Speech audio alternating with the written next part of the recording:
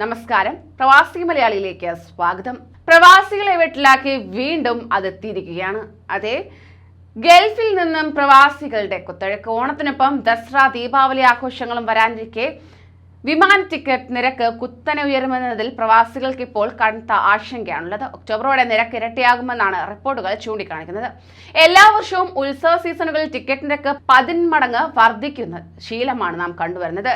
ഇത് തന്നെയാണ് വിമാന കമ്പനികൾ തുടരെ പിന്തുടരുന്നത്. യാത്രക്കാരുടെ എണ്ണം കൂടിയാലും ഈ കാലയളവിനിടയിൽ വിമാന സർവീസുകൾ കൂട്ടാൻ സാധ്യതയില്ലാത്തതും ടിക്കറ്റ് നിരക്ക് ഉയരാൻ കാരണമായി മാറിയിട്ടുണ്ട്.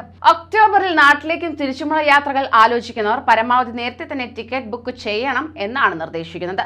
അവസാന നിമിഷം യാത്ര തീരുമാനിക്കുന്നവർക്ക് തീവിലേക്ക് ടിക്കറ്റ് എടുക്കേണ്ടി വരുമെന്നതിൽ യാതൊരുവിധ സംശയമില്ല. ഉത്സവ സീസണിന് മുന്നോടിയായി തന്നെ പ്രധാന സ്ഥലങ്ങളിലേക്കുള്ള ബുക്കിംഗ് അന്വേഷണങ്ങൾ ലഭിച്ചു തുടങ്ങിയതായി ട്രാവൽ ഏജന്റുമാർ ഇപ്പോൾ വ്യക്തമാക്കുന്നുണ്ട്. ടിക്കറ്റ് ബുക്ക് ചെയ്യുന്നതിനോടൊപ്പം തന്നെ ഹോട്ടൽ ബുക്കിങ്ങുകളും വർദ്ധിച്ചിട്ടുണ്ട്. പൊതുവെ ഉത്തരേന്ത്യയിൽ നിന്ന് UAE-യിലേക്ക് വരുന്ന വിനോദസഞ്ചാരികളുടെ എണ്ണം വർദ്ധിക്കുന്ന സമയം കൂടിയാകുന്നു ഇത്.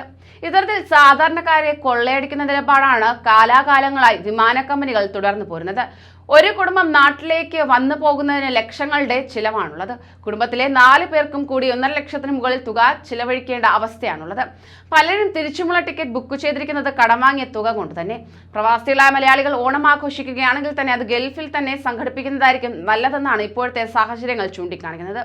ഓണം ആഘോഷിക്കുവാൻ വേണ്ടി നാട്ടിലെത്തിയാൽ ചിലപ്പോൾ തിരിച്ചുപോക്ക് വൈകിയേക്കാം. അതിനാൽ തന്നെ കൂടുതൽ ജാഗ്രതയോടെ ഇപ്പോൾ ഈ സമയം കാര്യങ്ങൾ ചെയ്തു തുടങ്ങുക. അതേസമയം രാജ്യത്തെ വിവിധ മേഖലകളിൽ ജോലി ചെയ്യുന്ന തൊഴിലാളികൾക്ക് ചികിത്സാവധി ലഭിക്കുമെന്ന് മാനവവിഭവശേഷി സ്വദേശിവൽക്കരണ മന്ത്രാലയം കഴിഞ്ഞ ദിവസം അറിയിച്ചിട്ടുണ്ടായിരുന്നു. 90 ദിവസമാണ് ഈ അവധി ലഭിക്കുക. ജോലിയിൽ പ്രവേശിച്ച് പ്രൊബേഷൻ കാലാവധി പൂർത്തിയാക്കിയവരാണ് ഇതിനുള്ള അവസരം ലഭിക്കുന്നത്. എന്നാൽ പ്രൊബേഷൻ കാലത്താണ് ചികിത്സയ്ക്കായി പോകുന്നതെങ്കിൽ തന്നെ ശമ്പളത്തോടു കൂടിയ ചികിത്സാവധി ലഭിക്കുന്നതല്ല.